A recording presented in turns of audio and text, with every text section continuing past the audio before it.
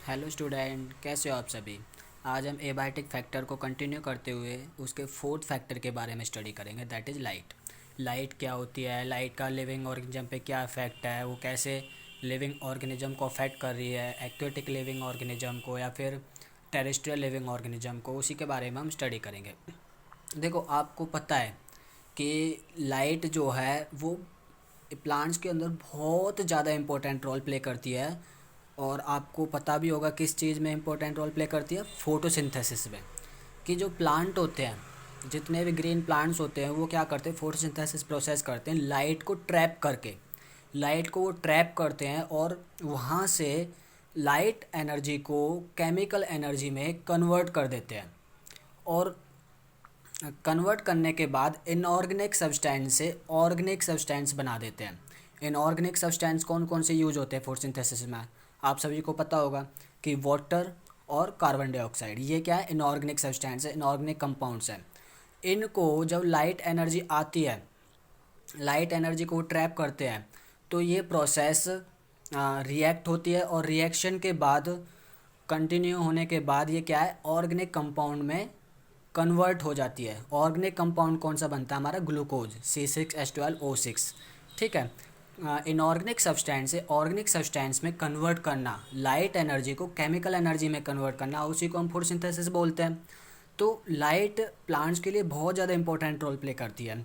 Light is the most important light is the most important and indispensable physiochemical abiotic ecological factor without which life can not exist. Light के बिना कोई भी organism exist नहीं कर सकता, survive नहीं कर सकता। अब ये क्यों होता है, देखो, जो प्लांट्स हैं वो क्या होते हैं, प्रोड्यूसर्स होते हैं। प्रोड्यूसर्स होते हैं, वो क्या करते हैं, वो अपना खाना खुद बनाते हैं। लाइट से फोटोसिंथेसिस प्रोसेस करके ऑर्गेनिक फूड बनाते हैं, ऑर्गेनिक सब्सटेंस बनाते हैं, जिसको वो, जहाँ से वो एनर्जी लेते हैं।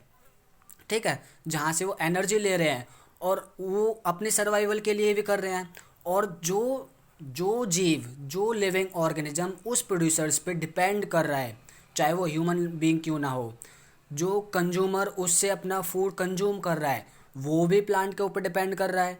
ये आपने फूड चैन, फूड वेब में पढ़ा होगा, हम भी डिस्कस करेंगे आगे आगे चल के कि ये आपस में कैसे इंटरकनेक्ट हैं, किस तरीके से फूड चैन वर्क कर रही है, किस तरीके से फूड वेब वर्क कर रही है, फूड चैन और फूड वेब में कौन एग्जिस्ट होता है। तो ये सारी चीज़ें हम डिस्कस करेंगे आने वाले चैप्टर में। तो ऐसे आपने देखा कि जो फूड चैन में एक ऑर्गेनिज्म दूसरे ऑर्गेनिज्म से कनेक्ट है, या फिर इनडायरेक्ट हो सकता है, डायरेक्ट भी हो सकता है। ठीक है, हम डायरेक्ट प्लांट के ऊपर डिपेंड करते हैं। तो अगर फोटोसिंथेसिस प्रोसेस नहीं हो पाएगी, अगर ग्रीन प्लांट्स या जो प्लांट्स हैं वो फोटोसिंथेसिस प्रोसेस नहीं कर पाएंगे, तो क्या होगा, वो खाना नहीं बना पाएंगे। और वो खाना नहीं बना पाएंगे तो जब उन्हीं के पास एनर्जी नहीं है तो हमारे पास एनर्जी कहाँ से आएगी, हम खाना कहाँ से खाएंगे। तो हम भी क्या है, लाइट के ऊपर प्लांट्स तो कर ही रहे हैं डिपेंड, बट हम भी इनडायरेक्ट वे में डिपेंड हो रहे हैं। और एक डायरेक्ट वे में भी डिपेंड हो रहे हैं, वो कैसे होंगे आगे चल के हम जब इफेक्ट पढ़ेंगे तब देखेंगे। Light is the most important and indispensable physiochemical abiotic ecological factor without which life can not exist, survive कर ही नहीं सकती।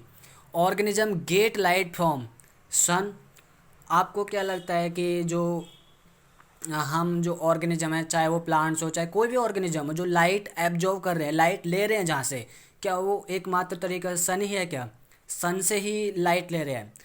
हाँ, ये सही है, लेकिन खाली सन से ही नहीं, मोस्ट ऑफ द लाइट जो वो हम सन से ऑब्टेन कर रहे हैं, सन से एब्जॉर्व कर रहे हैं। और जो बाकी लाइट है वो हम मून से भी लेते हैं, स्टार से भी लेते हैं। लाइटनिंग, लाइटनिंग पता है ना, जब बादल होते हैं तो बिजली कड़कती है ना, तो उससे भी एनर्जी, जो लाइट जो है, एब्जॉर्व की जाती है। ठीक है, लाइटनिंग हो गया, वॉल्केनोज हो गए, बायोल्यूमिनेसेंट ऑर्गेनिज्म हो गए। बायोल्यूमिनेसेंट ऑर्गेनिज्म जो लाइट प्रोड्यूसिंग ऑर्गेनिज्म होते हैं, जैसे कि फायरफ्लाई है, जुगनू जिसको हम बोलते हैं।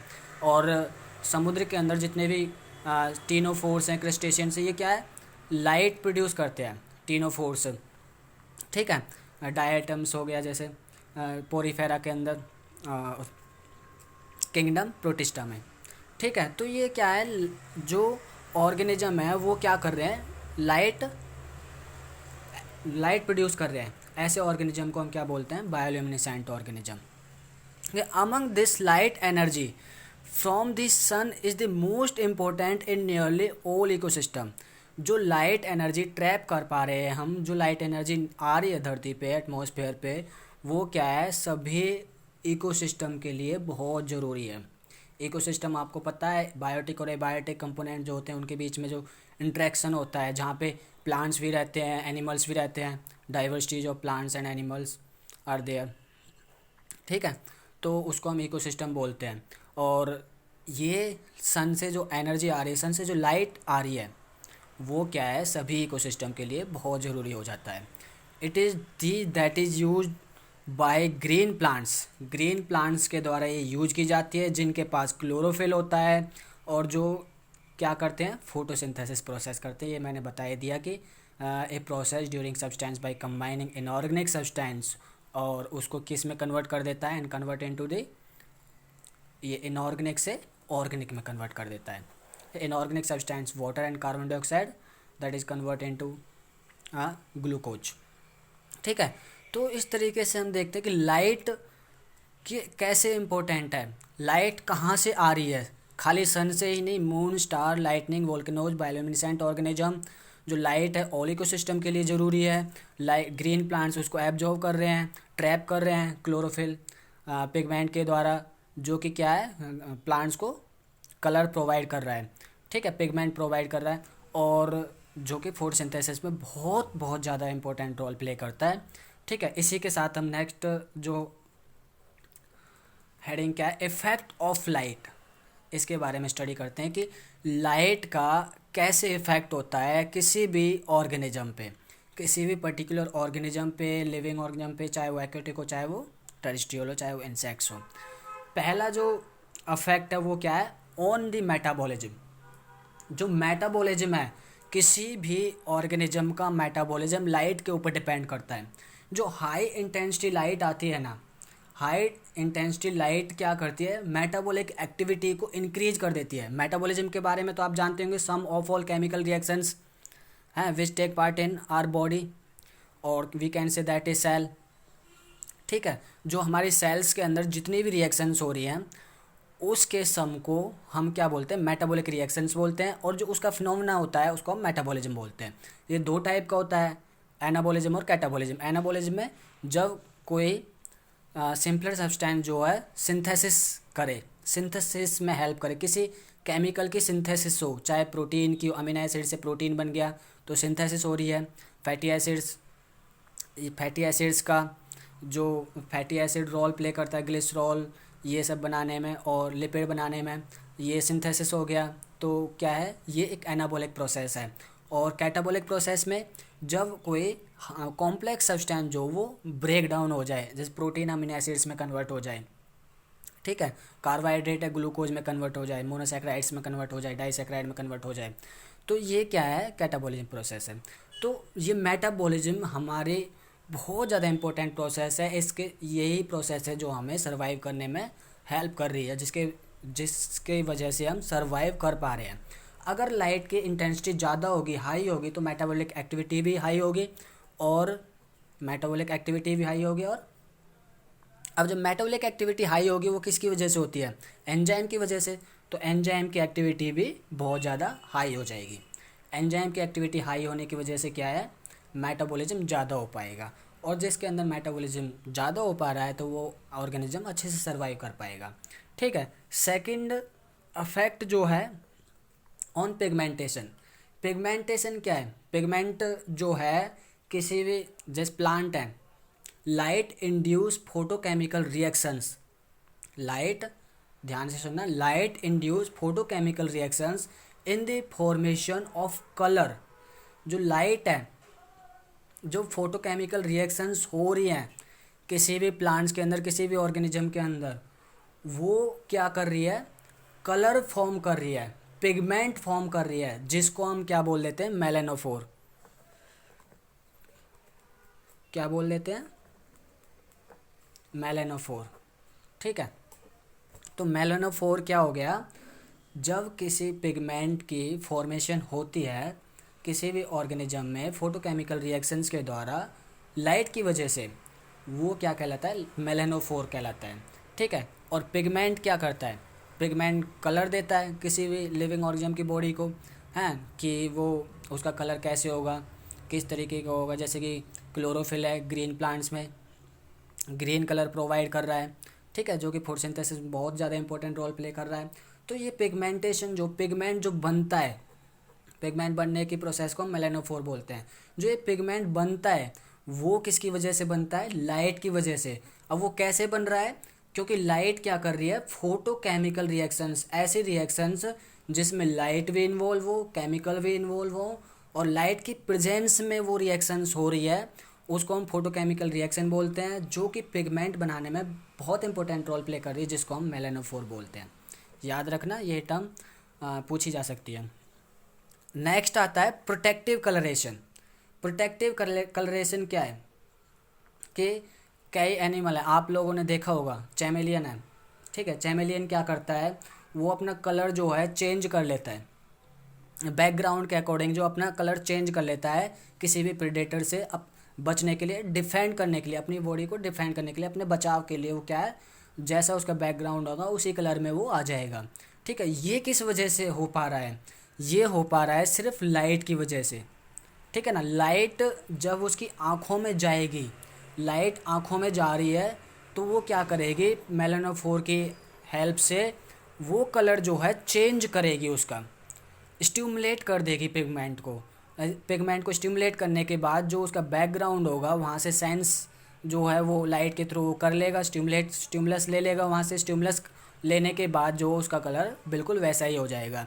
अगर लाइट नहीं होगी ना तो वो अपना कलर चेंज नहीं कर पाएगा अकॉर्डिंग टू बैकग्राउंड।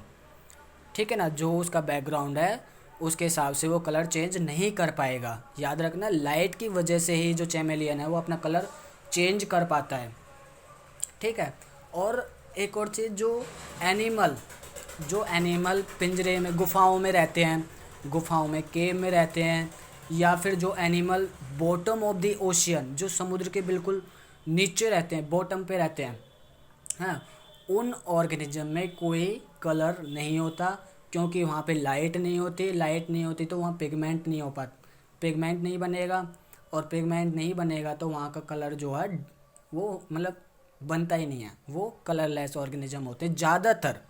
मैक्सिमम बोल रहा हूँ, सभी ऑर्गेनिज्म की नहीं बोल रहा हूँ, ज़्यादातर जो ऑर्गेनिज्म एनिमल्स होते हैं वहाँ पे उनका कोई कलर नहीं होता है, जहाँ लाइट नहीं जाती है डीप में, बॉटम में। ठीक है ना, ऑफ ओशियन। अब बात आती है रिप्रोडक्शन की। फोर्थ पॉइंट क्या है, रिप्रोडक्शन। रिप्रोडक्शन जो है कैसे अफेक्ट हो रहा है, लाइट की वजह से रिप्रोडक्शन कैसे अफेक्ट हो रहा है। जो रिप्रोडक्शन है, देखो, जो ऑर्गेनिज्म होते हैं, जो एनिमल्स होते हैं, वो जैसे प्लांट्स है, लॉन्ग डे प्लांट होते हैं, शॉर्ट डे प्लांट होते हैं, न्यूट्रल प्लांट होते हैं, ऐसे ही एनिमल्स भी होते हैं। लॉन्ग डे एनिमल्स है ना, long day animal, short day animal, day neutral animal.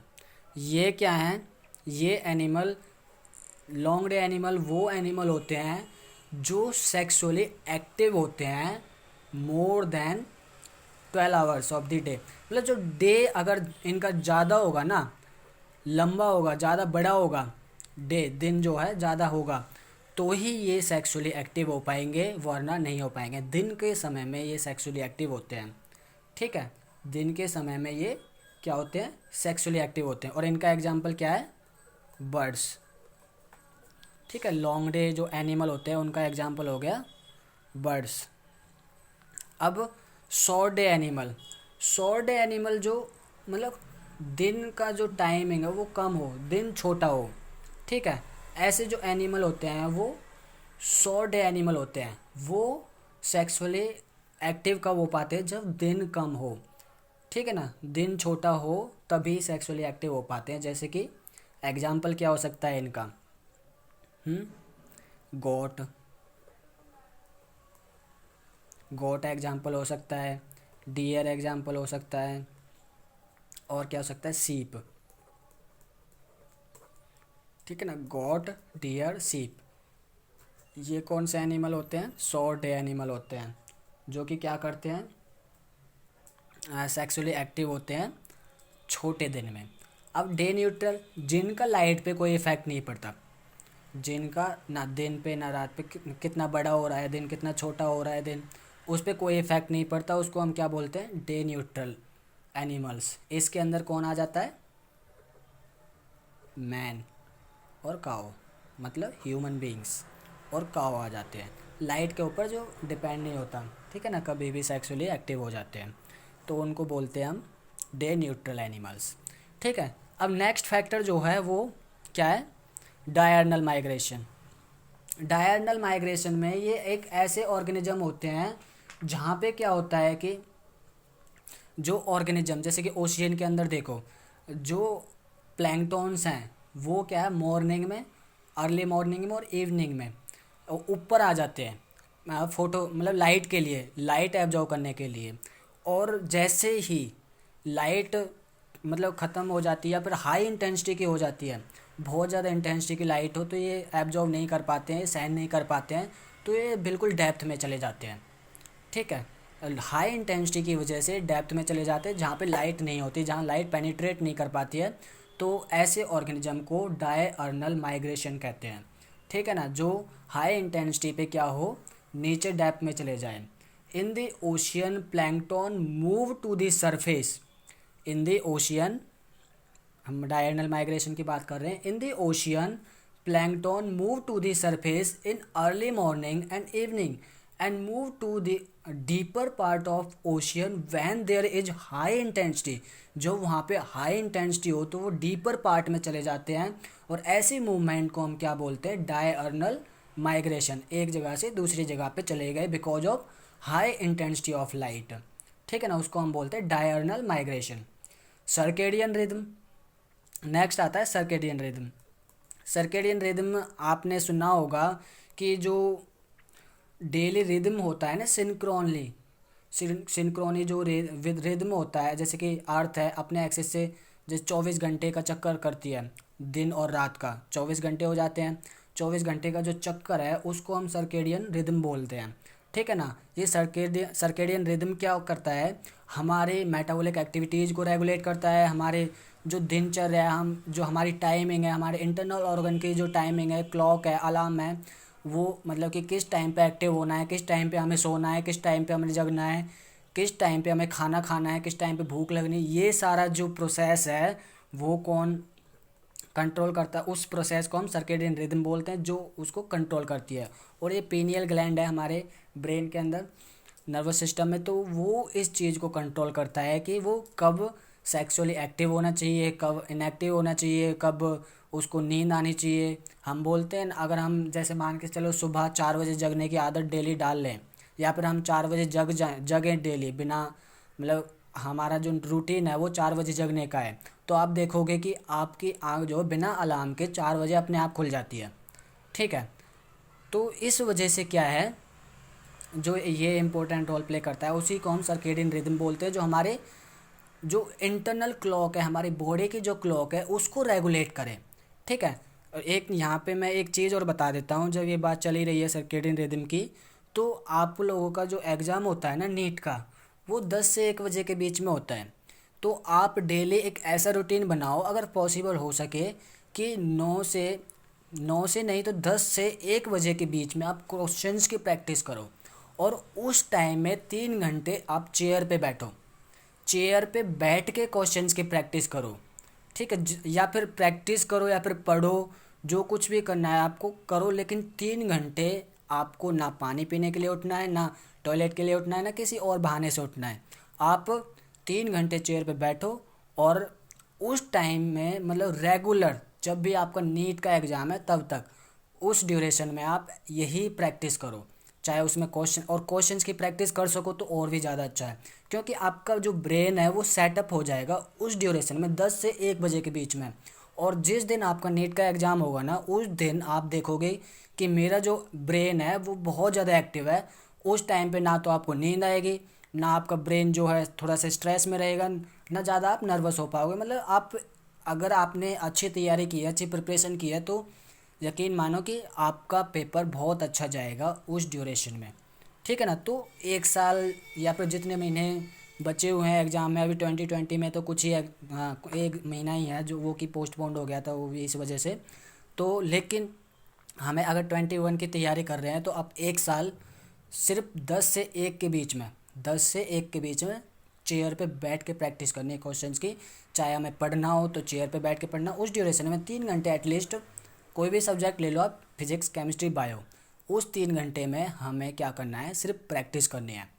ठीक है, तो प्रैक्टिस करोगे तो क्या होगा, आप अच्छे से एग्ज़ाम की तैयारी कर पाओगे और अच्छे से एग्ज़ाम में बैठ पाओगे, मोटिवेट हो पाओगे और एक कहते हैं ना फ्रेश महसूस करोगे। आपको अपना जो आपका जो माइंड है उस ड्यूरेशन में 10 से 1 के बीच में आप हमेशा फ्रेश महसूस करोगे। तो ये प्रोसेस जो होती है, ये जो आदत होती है वो सर्केडियन रिदम की होती है और पीनियल ग्लैंड इसको कंट्रोल करती है।